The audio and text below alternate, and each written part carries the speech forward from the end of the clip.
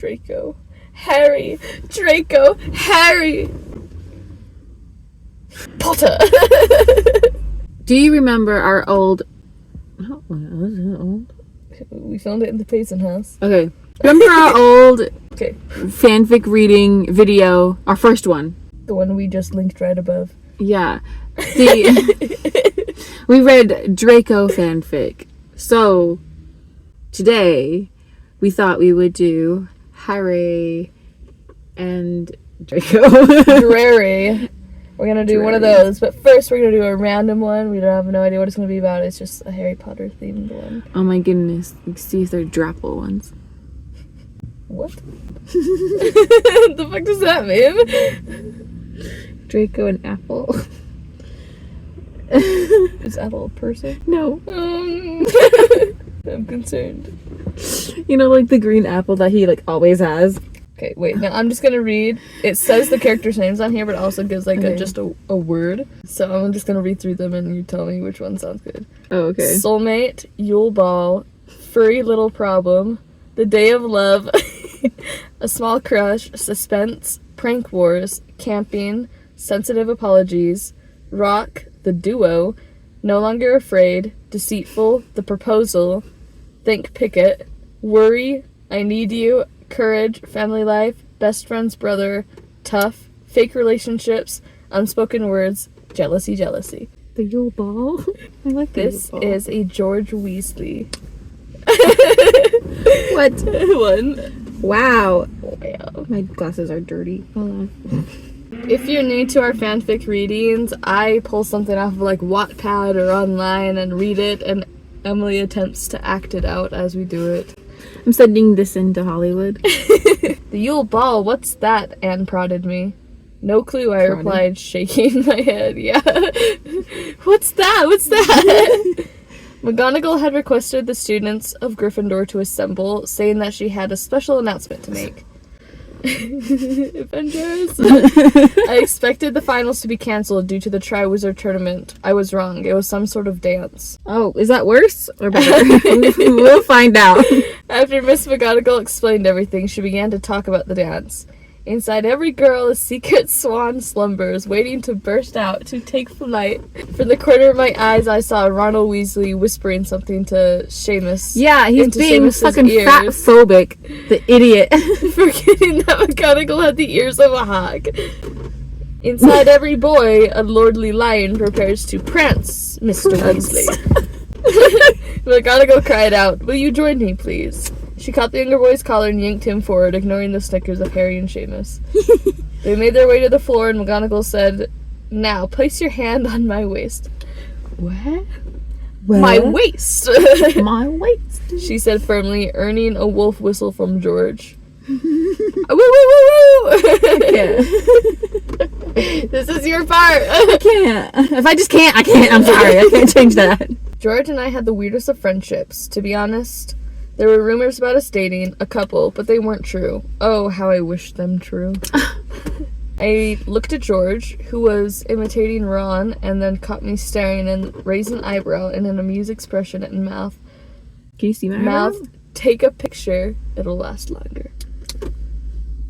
I shook my head at him and smiled, then abruptly stood up when McGonagall asked us to choose our partners. It was finally Christmas, and I was kind of disappointed that George hadn't asked me.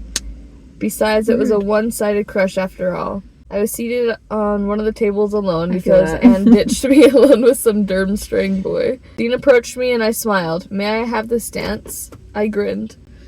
"You may." We danced for a while and we even spoke about a lot of Muggle things since we both came from Muggle families. And suddenly somebody cleared their throat behind me. I turned my head and you scared me a little bit. I turned my head and narrowed my eyes at the red-haired man. I'm gonna go, Dean said. "It was a pleasure dancing with you, my lady." He bowed, took my hand, kissed it, and left. Ah! Oh. Lipstick on that. Ramona's like, my fucking hand. "What, George?" I asked, irritated. "I miss him already," George sassed. "What is your problem?" I asked. "Dean Thomas is my problem. Do you like him?" George calm down. Bitch, You didn't please. ask her to the dance. George asked, tucking his hands in his pockets. Does it have anything to do with you? I rolled my eyes.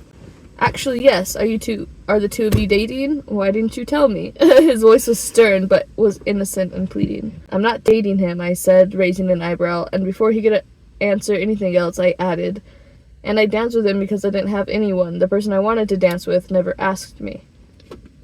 Well, we need to figure out a... Sass back. Look, Anne. Listen, Anne. It's listen, not look. Listen, Anne. Listen, Anne. Yeah. Listen, Anne, I'm sorry I couldn't ask you. I was so nervous, George began ranting. I smirked and teased him. What makes you think that I wanted to go with you? I know what makes you think that I was talking about you, bitch. George rolled his eyes and placed his hands on my waist, pulling me to him and resting his forehead on mine. My heart picked up pace. You can't resist this, he said, and kissed the corner of my mouth. Yeah, I can't. I murmured and caught his tie and pulled him in for a kiss. Let's say that this was the best first Christmas ball ever. These kids didn't know what a ball was. When they heard about the Yule Ball, Like, and then what's a ball? and then as soon as McGonagall was like, is a dance, they're like, what? I'm like, you didn't know what a ball was? Idiots. Oh my god. Abigail, do you remember any of the other ones? No. Okay, pick a character then. Pick a card, any card. Hey. Ah! Oh, what the fuck? You know the batteries? The guy had the batteries in the store. We got that on recording. I forgot we were recording. He like goes to the store and he's like looking at the batteries and he's like, ah. I don't know that, but like Maybe I it was can a imagine- Vine. Maybe it was Prank Wars. Prank wars. The burrow, as usual, was packed with people during the holidays. I had been invited over by Molly and Ron, who thought it would be a good change for me since I lived in the city, which is crowded than ever. It was my first time living in the leave burrow. crowded, come to crowded. It was my first time living in the burrow, for real though. So I was a little less myself. I stood awkwardly with Hermione at the doorway, and Mrs. Weasley quietly ushered me and Hermione inside the dining room, claiming that he had more to know about the new Muggle. Oh, Mr. Weasley, not Mrs. Not it. He has more to know. Claiming that he had more to know about a new Muggle invention that I had no idea about. I just nodded and smiled and slowly whispered to Hermione, "What's he talking about?" What the fuck is going on? I honestly don't know. Hermione shook her head and quickly shot a smile at Mr. Weasley, as Mr. Weasley turned his head to us. Don't get me wrong, I love Mr. Weasley. It's just that he sometimes may extend his talks from interesting to what the hell is he even saying? Mr. Weasley, I prompt. We can talk all about this during supper. I and Hermione go and unpack our stuff. Grammar. Hermione and I are going to unpack our stuff. I'm changing it to make it better. Mr. Weasley nodded. Sure thing. We need a name. Ah! Rebecca! No. Rebecca. Sure thing, Rebecca. And Hermione, just remind me. You know how old I'm getting. I smiled and grabbed Hermione's elbow and dragged her upstairs. Phew, that was close. You should thank my fast-thinking skills. I rolled my eyes as I opened the door to Ginny's room. I'm so confused. What is going on? Splash! Splash! A thick fluid hit my head, and the next thing I know, I'm covered in green slime. I hear a shout of laughter from my left, Nickelodeon. and I turn in the direction. I can't really see anything because the green, fluid was all over my face. Ew. I wipe some from my eyes, and luckily none of it goes inside of my eyes. Standing in front of me is the most annoying yet beautiful person I've ever known. Ah, I feel that. He's smirking and his eyes sparkle with mischief. Nice to see you too, Sparkle Weasley. with mischief. I sent him my sweetest smile. Ah. Oh, what's Rebecca's last name?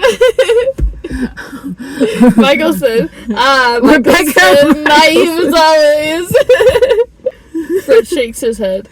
That I am. Now, why don't you greet your guest in a proper manner? I requested, taking a step closer and hugging. He shrieked as I wrapped my arm around him. I wipe all the slime on his shirt and hair and pull back. Huh? And you said that I was the naive one. She gave him a hug as a proper welcome and got the slime all over him as payback. He makes a face at me in disgust and carefully touches the slime on his hair and his shirt. Ew, ew, ew. Backfire! George laughed at his brother's discomfort. Burn! You tell him, George, I pointed at Fred. I made my way towards the bathroom and take a long shower and put new clothes on my body. Once I put on my clothes, I peek at the bathroom and see that the group of 3 were still there and were having a talk. I tiptoe to my bag and grab a shampoo. Gotta put a picture of the wrench. Yes, that's what I think about while tiptoeing. Tiptoe to the bag and grab shampoo. Boy, I want to play this prank on him for a very long time. I make my way towards them. Now all of you get the hell out of here. I want to clean up the mess Weasley made. You're in a house full of Weasleys. I Who knows know. who, what Weasley? Who, what, where, when Make them Weasley? clean up their own mess. Seriously. I pointed at all the... Mrs. Weasley would. I pointed at all the slime on the floor. Fred suddenly looked up and smirked. The mess I made. Ew, get your head out of the gutter, you perv. Now shoo, you too, Mione. Mione? Yeah, I don't know. Who the fuck is that? I don't know. I usher the crowd out as Fred looks at me. Need help, Michelson? No, thank you, Weasley. Now leave. Oh, by the way, that slime, it doesn't go off using normal shampoo. Use this one. I throw the shampoo at him. How do I know if it's not a prank? He raises an eyebrow at me. Good question. I'm sus as think well. fast. Fine, Weasley. If you think it is, hand it over to me, and I have a good 3-hour time in the bathroom. Oh. And have a good 3-hour time in the bathroom. I make a grab for the shampoo, but it takes forever to wash out, so that's why she said 3 hours. He's like, without that, you're gonna be in there for hours, Weasley. I make a grab for the shampoo, but he steps back. I'll give it a shot. Fine, but return it to me fast. I push him out and lock the door. That was not a locking door sound. Something to that effect. I look around at the mess and sigh. Boy, was this gonna take a long time. I grab the cloth on the table and get to work. Michelson! I hear a yell after cleaning up the mess and I smirk in victory. I go to the door and unlock it just to see Fred Weasley with electric pink hair. Undo it right now, he says, voice hard. Hard. Voice hard. Ooh. I look at my wristwatch. Uh-huh, you gotta wait for an hour. Rebecca, Fred grits his teeth. Rebecca! Rebecca! Fred, I reply. You know how to undo it, so just do it, he thunders. I roll my eyes. Of course I know how to undo it, but I'm not gonna. Arg, yeah, he grumbles. He turned into a pirate. It's URGHHH. I smile as he continues to grumble and eventually leaves. I follow him as he makes his way downstairs. I'm gonna die of embarrassment, he whines. Like I care, I shoot as we enter the dining room and Mrs. Weasley begins. Hey, Rebecca. Hey, Frederick Weasley. What in the name of Merlin's pants is that? Frederick. I stifle a laugh as the entire family turns and bursts out laughing at the color of Fred's hair.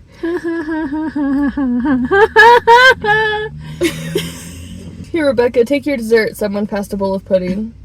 Pudding. Don't eat it. The dinner has been delicious, and now I couldn't wait to try the dessert. Thanks, I said, and attacked the pudding, but it didn't last long. Somehow powder exploded right in my face. I stand up from my seat, coughing and choking. I ran upstairs to my room, where I wash my face thoroughly.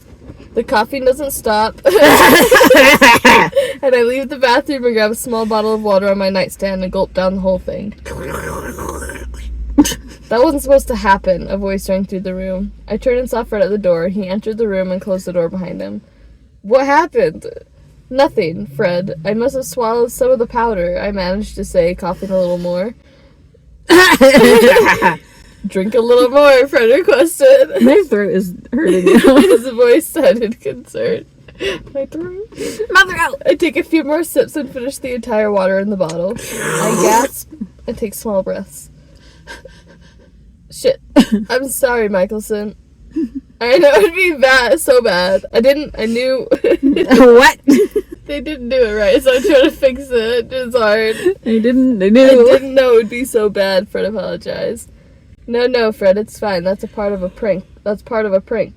was part of prank wars, right? Jesus Christ, reading this hard. I smiled. I'm sorry, Fred insisted. It's fine, Fred. I let out a nervous laugh. Fred sighed and took a step dangerously close to me and sighed. It's now or never, and placed his lips on mine. What? Came out of nowhere. His hands on the table behind me. For real. What? It's now or never. What? You gonna kill me or something? God. At first, I didn't kiss back. Yeah, like, what the fuck just happened? You're like, wait, what? But then eventually, I sank into his arms and caught him by the collar and pulled him closer to me. Oh. I felt him smile into the kiss and place his hands on my waist.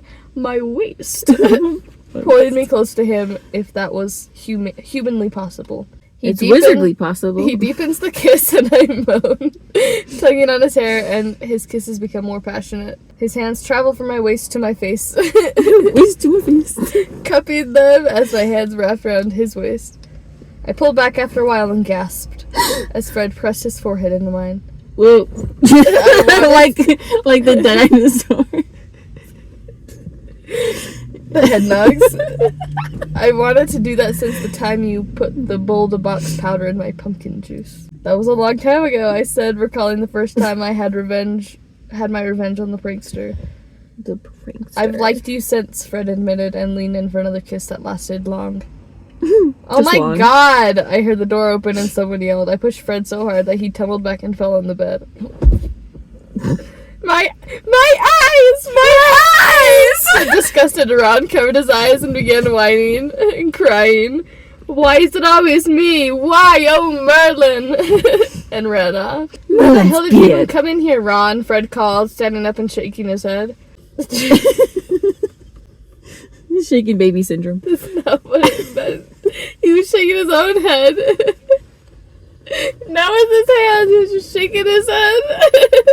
My face was red with embarrassment. Ron will tell the entire family, and then... Chill, babe. My fam will not tease you about it.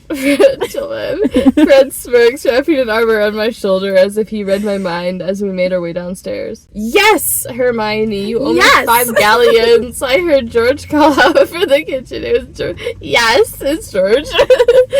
Yes! Okay, if one of Fred or George was gay, which one do you think it would be? I don't know them well enough, so you gotta tell me. Fred. Alright, Hermione said, defeated, but her eyes sparkled as she saw me and Fred. Look at you guys, already dating. Next thing I know, I'll be a grandma, Mrs. Weasley cried. Oh, I thought Hermione was saying she was gonna be a grandma. I'm like, what the fuck? Hermione's my mom? What? What? My mom, and she's making out with Fred, who's my age. A little bit older. Fred and Rebecca are dating. Fred and Rebecca are dating. Fred and Rebecca are dating. Ginny's chant rang in the house. I was like, why are you repeating yourself? Yeah, I'm reading the book. Fred and Rebecca are dating. Fred and Rebecca are dating. Yeah, I did do it very enthusiastically. Fred and Rebecca are dating. Fred and Rebecca are dating. Ginny's chant rang in the house. Rang in the house. Rang. Rang. I buried my face in Fred's neck. You were saying... The end.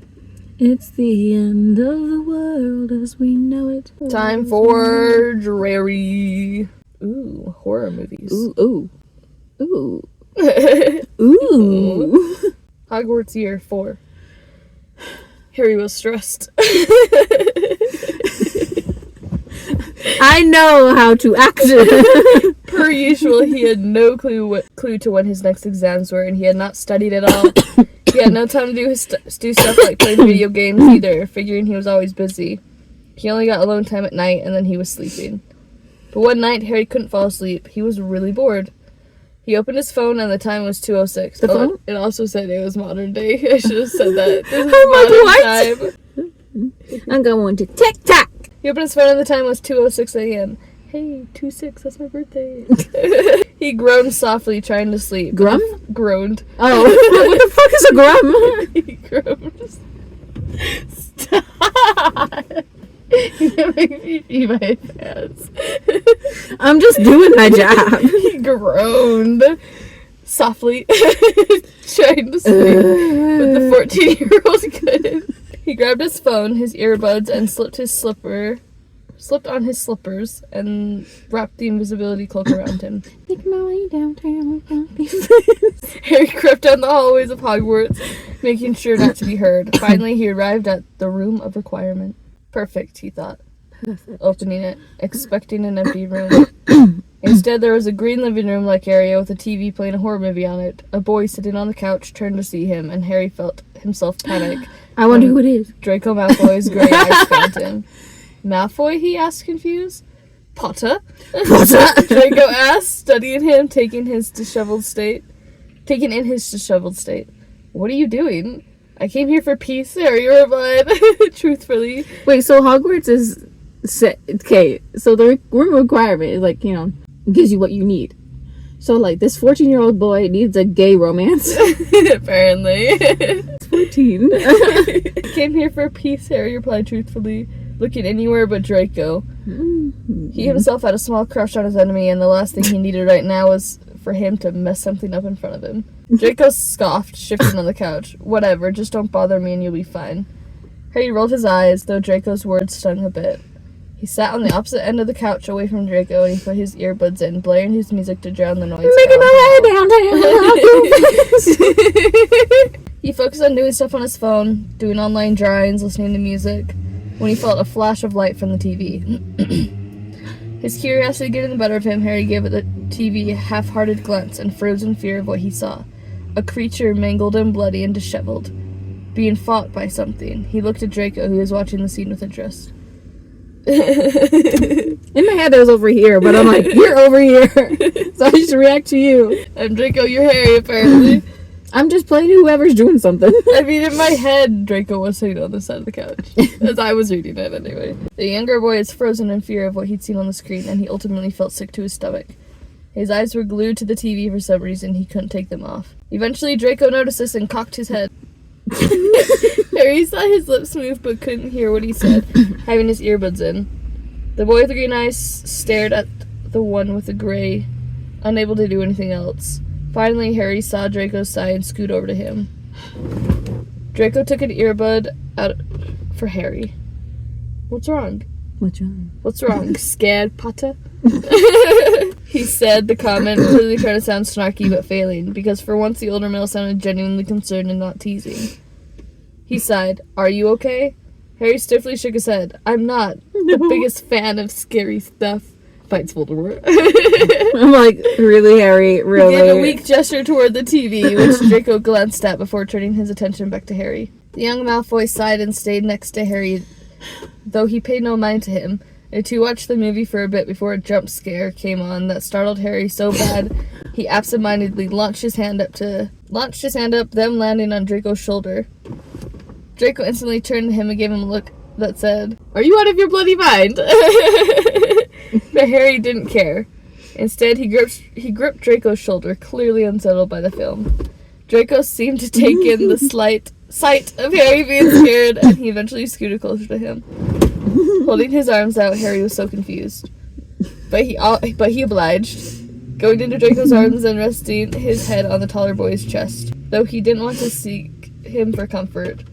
Sure, he had a crush on him, but this was his enemy. Enemy to lovers trope? It's just a movie, Draco said softly, stroking Harry's hair gently. It's not real. Harry gulped a few times before looking at Draco over his thin wired rims and saying, "It feels like it is, though." Harry didn't know it, but that sentence made Draco's heart shatter, and he felt pity for Harry. He would not. He'd been through so much and been so traumatized. No wonder he didn't like scary things. Draco just sighed and wrapped his arms around Harry. "You tell anyone about this and you're dead," Draco added after a moment of Harry cuddling him, though his usual snarkiness had been replaced with a flustered tone that had made Harry's heart flutter. Not thinking clearly, Harry just nodded and ignored the threat, gripping onto Draco harder. He seemed to calm down eventually and was even able to watch the movie with Draco until around 4 a.m. when he suddenly fell asleep, dreaming dreams of the most wonderful things. People just walked by the way. He slept on Draco, feeling oddly at peace with his so-called enemy. The end. I did not like that one. Like, come on, Harry. Go the fuck out. Year 4. Year 4? Yeah, that's what I said. It was year 4. Oh, year 4. I thought you were like calling me 4. Year 4. Well, that was fun. That was interesting. This is gonna be a funny video. Thank you for watching. Which one of the stories did you like the best? Comment down below. And comment other fanfic ideas. Because we do have this series going and it can be really fun. But we don't know what y'all want us to read about. Don't forget to subscribe to our individual channels, Real Word Journey and Epic Fashion. Peace, love, and happiness. Remember to follow your dreams. And we love you guys. Peace out, Girl Scout. Goodbye. I have nothing. I have nothing. Nothing to throw. I missed. We're completely wrong.